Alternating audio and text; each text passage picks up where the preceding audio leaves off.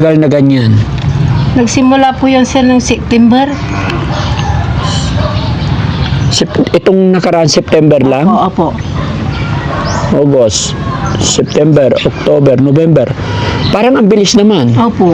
Pag tumagal lola na hindi magawa yung mga request ng mga doktor, lalong lalala ang sakit ni Hazel. Opo. Kaya kung gusto ko po, maano na po. Magamot na po siya kahit na ano. Sabi ko, ano ba ito? Pagsubok sa atin ng Diyos. Ang haba-haba na po talaga. Kasi naawa talaga ako sir. Kasi pag minsan sir sabi niya, Nay, gusto ko na ito maalis. Mabigat na, sabi ko. Opo. I-upload namin tong video na ito. Baka may gusto kang sabihin or hilingin sa mga taong nanonood sa programa ng Team Daddy Frankie. Kasi mahal na mahal ko talaga itong apo ko sir.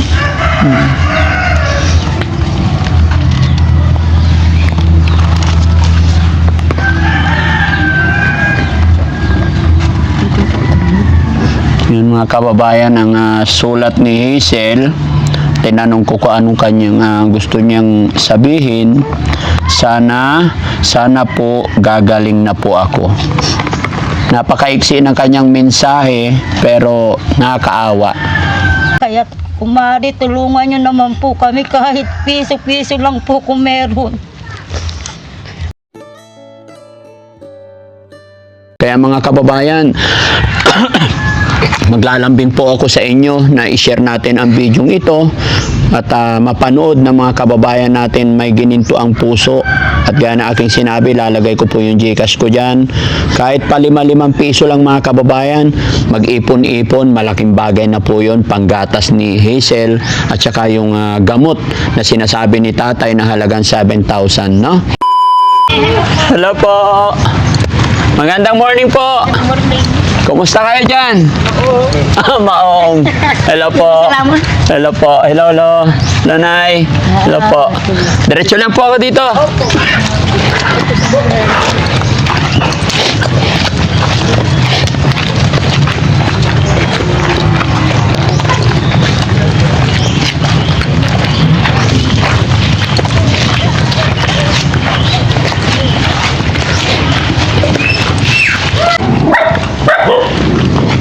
Sila.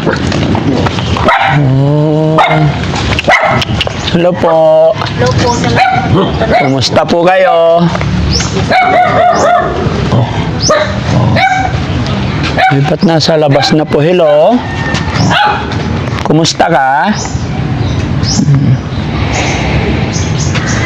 Sino pong nanay niya? Halika dito, Nay. Nay, may upuan ba? Paupuin natin si nanay. Nay, dito po si nanay. Okay lang. Wala niya. Nandiyan.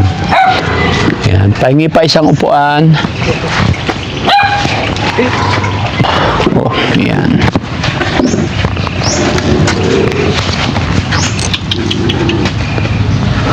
Hello, Nay. Ano pangalan niyo po? Maripit. Nanay Maripi. Pang ilan po siya, anak? Panganay po. Ilan po, anak? 4 na babae. Puro babae. Okay ka lang? Relax ka lang? Pumayat na siya. Opo. Anong pangalan niya? Hazel. Hazel. Opo. Ilang taon siya? 14.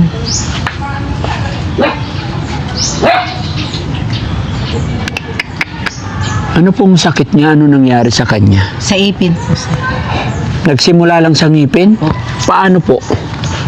Yung parang inano niya, siguro kinalkalkal niya. Oo. Kasi ano, yan, tapos biglang may ano na siya, hindi niya sinabi na may ano na tumubo sa ipin niya. Kaya napaka-importante talaga pagka may problema ang ngipin ng mga bata. Dapat pa-check up, pabunot agad, no? Huwag pababayaan. Parang napakahirap isipin na nagsimula lang sa sirang ngipin, ganun. Opo. Ganto na rin yung nangyari na punta natin nakaraan, no? Pero dinala nyo sa ospital. Opo.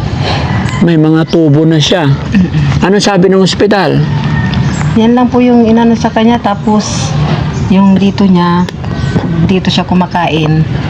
Ay, ano yung nasa leeg niya? Yan yung ginawa siya ng ano para makahinga po siya. Kasi nakatakip po yung ano niya, biopsy niya. Tapos nagdudugo na. Opo. Bakit nandito kayo sa labas? Dapat sa ospital po. Hindi po kasi inaano pa yung ano yung ano niya, biopsy niya po. Hinihintay result. Opo. Gaano nakatagal na ganyan? Nagsimula po yun sir ng September. Itong nakaraan September lang? Opo. August, September, October, November. Parang ang bilis naman. Opo. Yun talaga ang simula niya. Opo. So paano na siya kumakain ngayon? Ito po sir. Ganyan lang. Opo. Tapos hihinga siya sa liig na lang. Binutasan. Opo. Wawa naman. So ganun tala, September pa lang ganyan na siya kapayat agad. Hindi po. Mataba po siya. Kaya nga po, mula nung September up to now, yan na naging ending agad. Okay. Asa na asawa niyo po? Ayun po sir. Anong trabaho? Pagka ano, contraction. Dapat sa ospital siya para magamot. No? Tapos itong bahay niyo. Ayun po sir. Ay, ito. Opo. Dito sa loob. Opo. Kaninong bahay ito? Biyanan ko po. Sa biyanan niyo. Opo. Bakit ang baba ng bahay? Opo. Naano na po kasi sa ano. Pero diyan kayo dumadaan. Opo. Papasok. Opo. Bakit hindi na itaas? Hindi na ano po yung ano sa kanya, nangyari po sa kanya sir. Gaano nakatagal ganyan? Mga ano na siguro. Hindi ko na matandaan yung buwan. Matagal na. Opo. Yung bahay nila. So, paano kayo papasok dyan kababa? Opo po. Upo po kami. Uupo. Opo. Pwede namang itaas po para ano.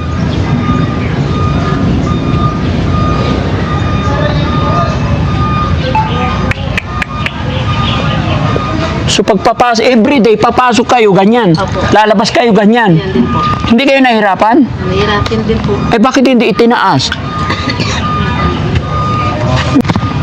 Si tatay naman. Tay, halika dito tay. Dali ka upuan mo tay. Tapos si tatay naman. Anong trabaho mo tay? Construction. O,ista ko minsan sa bukid. Ilang taong ka na po? 39 po. Bata ka pa. Opo. Bakit hindi mo itaas yun? Balak ko po sana itaas, kaso lang ano to ay, yung perang na ano po, nagagastos po sa kanya kahit yung pangbili ng gatas po kasi ang hirap na po. Talagang wala na po kami. Kaya yung blender nga, gusto lang, kaya walang pera sana kung walang sagi ang mga anak ko. Mapagamot ko lang sana siya. Ang hirap talaga. Huwag kang iyak, hindi ka makahinga. Naubos na po yung kabayan na mga ano ko sana dyan. Pagpus na sa kanya. Opo, ang daming kawayan dyan. Pinang-opera ko sa una. Kasi binayos pa to. Opo. Eh yung una, mali pa siya. Oo. Kaya hindi magalaw kasi ewan ko kung cancer o ano po daw yung buko niya dito ay. Eh, kaya yung pumayag pa ako na ano, pina-biopsy po, kinuha ng laman yung ano pa dito para hindi magalaw yung ano. Kaso lang lumaki agad. Lumaki agad. Opo. Hindi pa alam ang result? Wala pa? Mayroon na po. Nakakuha ko na po. Anong sabi? Sige, okay lang. Upo ka lang, sir. Malignancy po versus udong tungi po yung biopsy niya po. Ano ibig daw sabihin nun? Maagapan pa daw po kung yung kailangan nilang pinapakuha sa akin, yung tispa, may tispa kasi 7,000 yun, hindi ko pa nakuha. Kaya yun. So, kailangan 7,000. Opo. So, pag maibigay mo yun, dapat kasi, Titingnan pa yung test kasi daw. May test pa yun. may test pa. Opo. Huwag kang umiyak, nak, ha? Mag-pray ka lang. Kung umiyak na, sasakit yung dibdib mo. Pag iiyak siya, Alos hindi siya makaano. so yung kinakain niya, gatas na lang ngayon. Opo. Pag sanction siya pa sa sanction yung Nagsasanction. machine. Kasi hindi makahinga pag hindi sanction. Kailan babalik sa ospital? Pag natapos na po yung ano niya sir, Yung pinapalakad sa akin, di napalakad sa asawa ko. kasi Ba't hindi mo pa nilalakad? walang pera nga, naghahanap lang ng ano, Saan kayo kukuha ng pera? Saan kayo naghahanap? kuminsan may dun sa mga mayor. Mm-mm. Dala ka ng request sa doktor, tapos punta ka kay mayor, kay congressman. Pero nung ano po sir, nung unang sa operasyon niya, pumunta na po ako sa DSWD. Di na po daw ako makakakuha sa pangalawa kasi may Akala ko ba ang hospital natin ngayon libre na? opo libre, pero sa yung pinapa ano ng doktor sa labas po, may bayad po yung sa labas. Anong Nandiyan po yung ano, yun ang mahirap, no? opo, Sabihin nila sa kongreso, sa usapan, opo. pag nagsasalita sila, walang problema, walang babayaran. Pero lahat ng nakikita kong mahihirap ng mga kababayan natin, problemado. Ano ba talaga totoo? Libre ba talaga ang ospital dito sa Pilipinas? No? Opo. Lagi natin naririnig sa balita, libre po ang ospital. Pero bakit ganon? Pag pumunta yung mga kababayan natin, pipila, tapos uutusan ng doktor sa labas, may pabibili, yung mga mamahal. Kaya ang nangyayari sa mga pasyente, sa pamilya, pasyente ng nanay, tatay, siyempre wala na silang pera, mapipilitan talaga sila iuwi yung pasyente nila. No?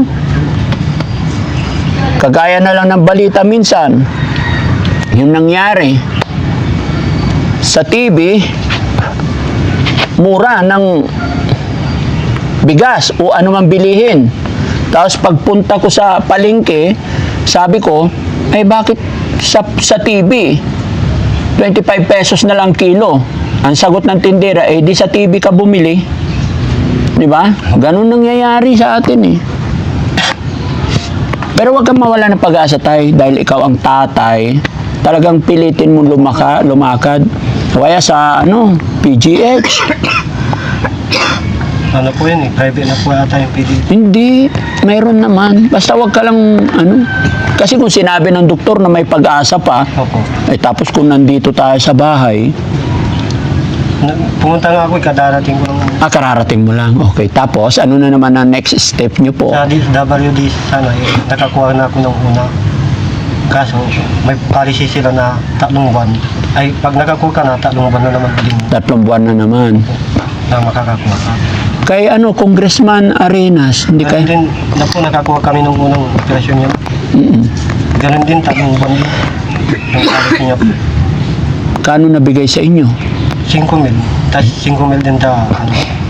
5,000. Nakakaawa. Hindi na siya nakakausap. Hindi na po, magsusulat lang. Sulat. Ganyan. Susulat niya pag may gusto yan sabihin sa inyo. Hazel, huwag kang mawala ng pag-asa ha. Gagawa ng paraan yung tatay mo ha. Nag-aaral to. Opo. Na-stop na. Opo. Sayang naman. Ano sanang pangarap mo, Hazel? Paglaki, pagkatapos, anong course gusto mo? Ito lang. Hindi na, okay na. Mahirapan pa siya. Opo. Ito mga kababayan, yung sitwasyon kalagayan. May sulatan siya, kuya. May sulatan siya sir. May sulatan talaga siya. Opo. Kaya pa magsulat. Opo. Anong course gusto mo paglaki? Yan yung pag lalo na pagkakain siya. Mama,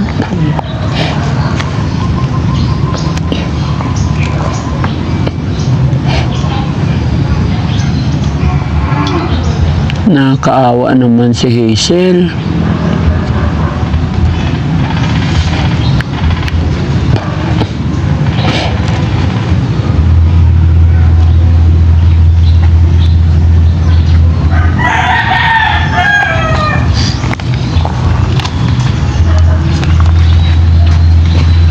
Teacher para makatulong sa kapwa. Hindi ko alam mga kababayan ko anong sasabihin ko kasi nakikita naman na natin yung hirap at sitwasyon na pinagdadaanan ni Hazel, no?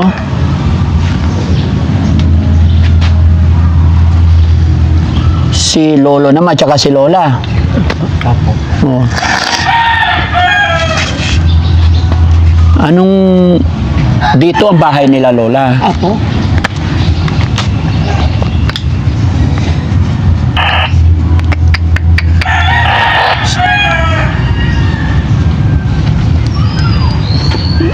Bali dyan na lang siya sumisinga. Opo.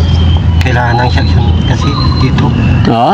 Yung section machine para Section machine po siya. Oh, para mahigop. Meron kayong machine nun. Mayroon po. Oh, buti nakabili kayo. Opo. Sinong nagsasanction? Kayo na? Kami na po. Marunong na rin kayo. Very good. Basta wag niyo pong isuko, Nay, Tay, no? Wag kayong susuko. Opo. dasal lang ang Opo, bukod sa pagdarasal, sipagan ninyo, mag house to house kayo dyan. Para magawa ng ano. Kailan niyo papagawa yung sinasabing 7,000? may deadline na po yun eh. 22 yung November 22 yung Ano na petsa ngayon? Sa November 22 dapat. basta hindi na malag. Hindi lalagpas na November 22. Opo. Kasi kinuha na siya ng laman, yun ang titistingin na naman. Mm. So, ibig sabihin, wala rin palang kwenta yung libreng ospital. Mga po sa labas po yung ano yun. Sa labas yon.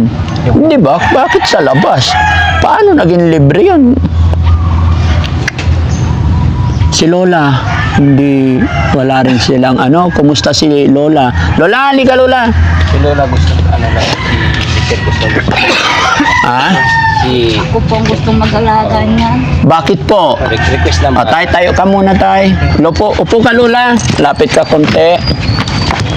Kayo po ang Lola. Opo, ako po ang kasama palagi Saan? sa ospital po. Ay, ikaw lagi nagbabantay. Kami po, dalawa ng manugang ko, yung papa niya, pag ano, umuwi po dito sa bahay kasi walang kasama yung mga anak. Mm. Kaya kami po naiwan palagi. Kayo nagbabantay palagi. Sabi mo, ikaw ang gusto niya magbantay. Bakit? At yung ano po, parang makalola po sila talaga sa akin. Malapit po talaga sila sa akin. So, anong ginagawang paraan ni Lola para mapagaling yung apo? Nakikilaba lang po ako, sir. Baka pati yung asawa ko, ako lang nag-aasikaso. Mm. Talagang ano po, pagka naglalaba ako, pambili lang naman ng ano namin sa araw-araw. Bukas na naman po, naglalaba na naman po ako araw-araw po yan, isang linggo. Para makakuha lang po ako ng pagkain namin sa araw-araw. Nung wala pa po to, hindi pa siya ganyan, kaya malapit po sila sa akin dahil ako po nag-aano sa kanila. Mm-mm. Kasi yung anak ko po, umisa may trabaho, umisa wala po. Halos ako lang ang nag-aano. Saang ospital niyo po dinadala, Lola? Sa Binlok po, sir. Oh, Binlo. Sa Binlok po kami. Dagupan. Opo. Hindi ba pwedeng admit na to, yung ganito? Pwede naman po, pinawi po muna kami kasi ano, sabi nila, umuwi muna kayo pagka ano, i-schedule namin to, sabi po sa amin. Sabi ko naman, sana nandun po kami. Itong bata, sabi niya, uwi muna tayo nani kasi namamagana yung mga tusok gano'n. Kaya inuwi po namin, magdadalawang linggo na po kami dito sa bahay. Nakauwi. Opo. Tapos po, pagka ting check-up niya, pumupunta po kami. Mm-mm. Ayun, sabi ng doktor nga po, yung Lunes, nagpa-check up po siya. Ano ganun. Last Monday, nagpunta kayo. Opo. Ano sabi ng doktor? Basta nakuha niyo na itong ano, oras-oras, maano na siya, sabi, ano na daw po siya doon sa ospital. Pagka meron na yung nakuha namin, na yung pinakukuha doon sa anak ko. Sabi ko, paano natin maano yan, maghingi muna tayo sa mga ibang tao para matipon Magkano yung natin. hinihingi? Yan pong pinabibili lang po. Wala talaga? Hindi kayo nakaprovide ng pambili? Wala pa po kasi yung iba kuminsan pag ihingi kami, konti-konti lang po binibigay kaya hindi pa namin ma-survive yung ano, yung halaga. So, magkano na naipon ninyo? Nag-uumpisa pa lang kami, sir, ngayon talagang ano, yung mga dito po rin sa amin, wala rin po sila. Okay. Yung anak ko naman po pumupunta sa Kasi mga... pag tumagal, Lola, na hindi magawa yung mga request ng mga doktor, lalong lalala ang sakit ni Hazel. Opo. Kaya kung gusto ko po, maano na po, magamot na po siya kahit na ano. Sabi ko, ano ba ito? Pagsubok sa atin ng Diyos. Ang haba-haba na po talaga. Ilang taon na. Una po yung asawa ko. Ako doon nang nag-ano. Tapos siya na naman. Ano pa? Ano po ito, sir? Sabi ko, ano ba naman ito? Sana malampasan namin, sir, itong mga problema namin. Palagi ako nagdadasal, sir, sa simbahan. Opo. Sana gumaling na itong apo ko. Kaya, naku, ano ba ito, Diyos ko? Sabi kong gano'n, ano ba nangyayari sa atin? Puro ganito ng ganito. Opo. Pero pag wala po yan, pag nandito naman po siya, o pagka may schedule po ako maglalaba, pupunta po ako. Sayang din ang may pambisya ng gamot na pandagdag ko sa tatay niya. Kasi mahal po yung gatas niya talaga, sir. Sa isang araw, mahigit na magpa 500, sir. Yun lang ang hinahanap ko, sir. Kahit maglaba ako, may panggatas lang siya. May panggatas. Na pandagdag sa ano ng papa niya. Yung tira, yung ano po, yung pag kami nakikita rin yung papa na may gilang may pandagdag po ako. Lola, ilang taon ka na po? 60 po na po ako, sir. Kaya sabi ko, ano ba ito? Bakit ikaw ang naglalaba, Lola? Ikaw ang nagpupursige para may panggastos tong apo mo. Wala naman po ako, sir, na mga anak na tutulong sa akin. Puro mahirap po sila. Mahirap din. Wala po silang anak buhay talaga, sir. Gaano mo kamahal yung apo mong si Hazel? Sobra po, sir. Kahit na ano po, sir, talagang mahal na mahal ko po to, sir. Pagka nakikita ko to, sir, pinapalitan namin. Talagang tumutulong, sir, yung luha ko talaga sa kanya. Kasi naawa talaga ako, sir. Kasi pag minsan, sir, sabi niya, Nay, gusto ko na ito maalis, mabigat na, sabi ko. Opo. Sabi ko, mag-ano ka lang, anak. Sabi ko gano'n, mag-busy ka lang, may araw na makakakuha rin kami, makakasurvive ka na rin. Opo. Sabi ko po sa kanya. Sabi niya, okay na, Nay. Sabi niya, mag-tis-tis ka lang, basta palakasin yung katawan mo. Sige. Sabi ko po gano'n. Kaya kumiso umiiyak siya. Sabi ko, huwag kang umiiyak, baka sumatayan. Lagi siya umiiyak. Opo. Ang problema niyan, hindi na siya makapagsalita. Hindi na po, nagsusulat na lang po siya. Pagka hindi po namin maintindihan, ano sinasabi mo? Isinusulat niya na lang po. Okay. Doon namin naintindihan. Hazel, ako si Daddy Frankie. Ha? Kami mga charity vlogger. Huwag kang mag-alala. Huwag mawala ng pag-asa. Lola, lagi tayo magpipray. Opo. Huwag po kayo mawala ng pag-asa, ha? Opo, sir. Sigad lang nakakaalam. Alam ko po nagagawa at gagawa ng paraan si God para makasurvive si Hazel. Opo. Napakabata pa niya. Opo. Kaya na akin sinabi kanina, Nay, huwag na huwag kayong susuko. Gawa tayo ng paraan. Opo, sir. No? Ginagawa po namin talaga. Habang may buhay, may pag-asa. Hanggat tayo'y lumalaban, may pag-asa Opo. na magwawagi tayo. Okay? Opo. Hazel, i-upload namin tong video na ito. Baka may gusto kang sabihin or hilingin sa mga taong nanonood sa programa ng Team Daddy Frankie. Baka may gusto kang hilingin or gusto mong humingi ng tulong sa mga kababayan natin, isulat mo yung gusto mong sabihin, and then pagkatapos mong magsulat, babasahin ko. Ha? Okay lang? Isulat mo daw na. Sulat mo kung ano yung gusto mo sabihin kay Daddy Frankie sa mga manonood natin. Baka sakali may makatulong sa'yo. Para matulungan Sige. nila. Kaya pa magsulat? Si Lola naman. Lola, baka may gusto kang ipanawagan, sabihin. Ang gusto ko lang po, magamot yung apo ko para po makapag-aral, tapos sa pag-aaral, makakuha ng kurso, yun lang po, sir. Kahit siya lang po, matulungan nila. Yun lang po ang gusto ko, sir, talaga. Kasi mahal na mahal ko talaga itong apo ko, sir.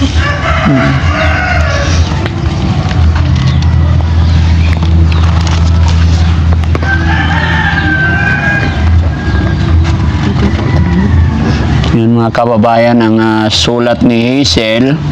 Tinanong ko kung anong kanyang gusto niyang sabihin. Sana po gagaling na po ako. Napakaiksi ng kanyang mensahe pero nakakaawa. Yun lang po ang hiling niya mga kababayan. No? Yung mga kababayan, mga kabarangay, gaya na aking sinabi,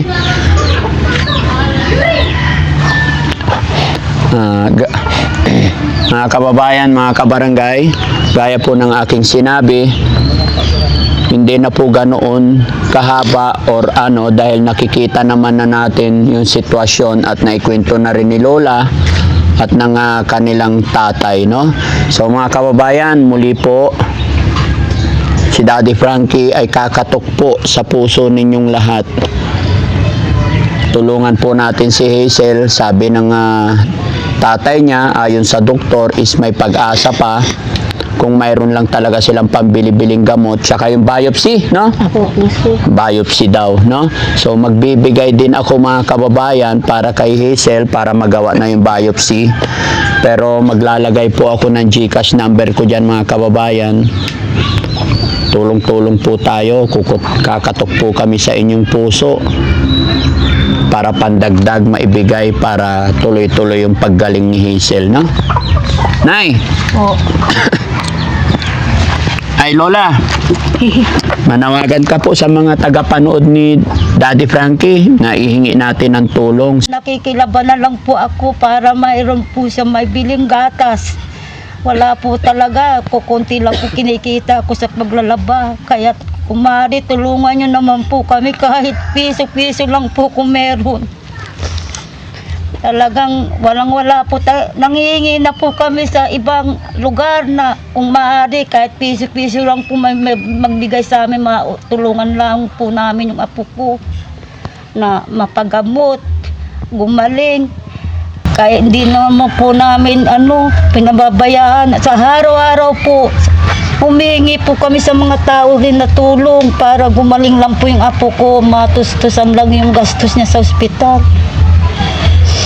Sabi ko, ano ba to, Diyos ko? Sana naman yung apo ko gumaling. Naawa na po talaga ako. Opo. Sabi ko, sa araw-araw na paglalakad namin ng anak ko, hingi-hingi ng piso-piso para lang po meron kami mapambili ng gamot niya, pambili ng gatas. Kaya kung maaari po, tulungan nyo naman po kaming mag-ina. Wala po talaga kaming anak buhay. Yung anak ko, contraction lang po. Ako man naglalaba lang po. Kaya kung maaari lang po, tulungan nyo naman po kami kahit piso-piso lang.